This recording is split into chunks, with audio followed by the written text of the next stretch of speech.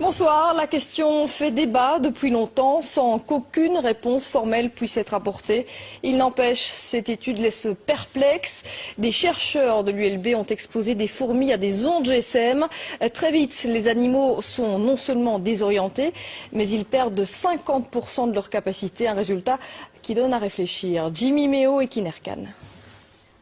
L'expérience peut être réalisée très rapidement. Poser un téléphone portable au milieu d'une société de fourmis et déjà instantanément, les premiers effets sont visibles. Vous voyez que celle-ci n'a plus sa locomotion normale. C'est plus faire aller ses pattes, c'est parce qu'elle a été trop longtemps près des ondes. Ça, c'est une ataxie musculaire. Le premier système touché est le système nerveux. Mais le système nerveux, il dirige tout. Il dirige la locomotion, il dirige la perception des signaux émis par les autres, il dirige le comportement, etc. Donc tout est affecté.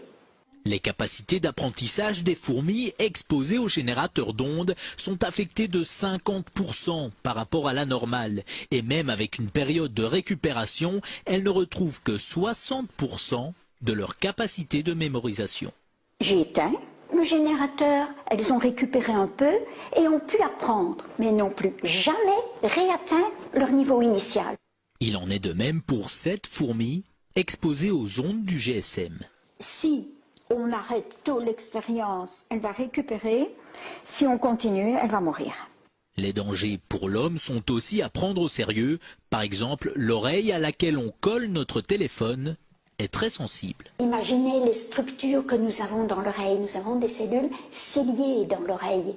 Déjà dans l'oreille moyenne, la trompe d'Eustache, mais après, pour l'équilibre, pour le son, ce sont des cellules terriblement fragiles.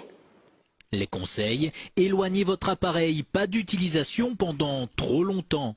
Et contre les insectes nuisibles, un petit générateur d'ondes pourrait ainsi faire office d'insecticide.